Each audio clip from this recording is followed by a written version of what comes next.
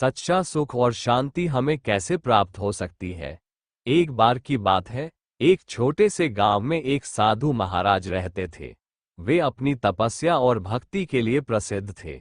उनका नियम था कि वे रोज सुबह मंदिर में पूजा करते और फिर गांव के लोगों को धर्म और सदाचार की शिक्षा देते। गांव के लोग उनके प्रवचनों से प्रेरणा लेते और उनके बताए रास्ते पर चलते। साधु महाराज का कहना था, सच्चा धर्म वही है जिसमें हम दूसरों की सेवा करें और सच्चे मन से ईश्वर को याद करें। एक दिन गांव में एक अमीर व्यापारी आया। उसने साधु महाराज से पूछा, महाराज, मेरे पास बहुत धन है, परंतु मुझे शांति नहीं मिलती। कृपया मुझे बताएं कि मैं शांति कैसे पा सकता हूं।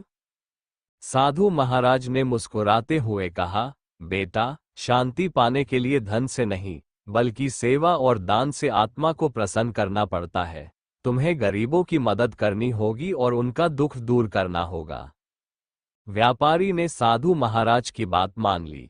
उसने गांव में एक बड़ा भोजनालय बनवाया, जहां हर गरीब को मुफ्त भोजन मिलता।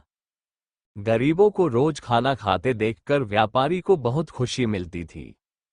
उसे ये लगता था कि अगर मैं ये भोजनालय नहीं खोलता तो ये बेचारा गरीब को आज खाने को नहीं मिलता। और यह सोचकर वह मन ही मन बहुत खुश होता कि चलो, साधु महाराज के कहने से मैंने भोजनालय खोलकर मुझे बहुत शांति मिली है। साथ ही उसने एक स्कूल भी बनवाया, जिस गांव के गरीबों के बच्चों को एक अच्छी शिक्षा प्रदान हो सके और आगे चलकर उन बच्चों को शिक्षा से वह अच्छे पदों पर कार्यरत हो सके, ताकि गांव के बच्चों का विकास हो सके। और इन कार्यों को करने के पश्चात उस व्यापारी को मन में सुख का अनुभव और शांति का आभास होने लगा। देखते ही देखते उस व्यापारी की वजह से उस गांव का बहुत ही विकास होने लग गया। धीरे धीरे व्यापारी को सच्ची शांति का अनुभव होने लगा और वह व्यापारी प्रभु के भजनों को गाता और मन से प्रसन्न रहने लगा।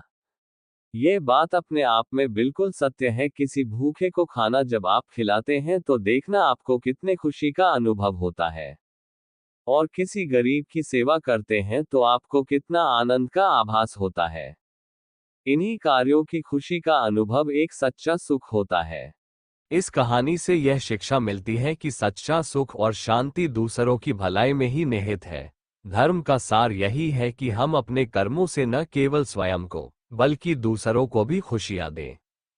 मेरे प्यारे बंधुओं, मैं आपको अपनी यह धार्मिक कथाओं को इसलिए सुनाता हूं जिससे निश्चित रूप से आपके जीवन में एक अच्छा बदलाव आ सके और आप भगवान के प्रति अटूट विश्वास और धार्मिक प्रतिस्पर्धा रखें, जिससे आपकी जीवन में खुशियां ही खुशियां हो।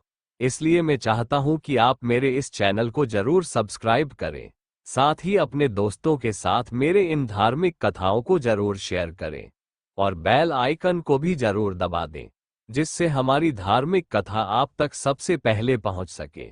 जय भोलेनाथ, हर हर महादेव।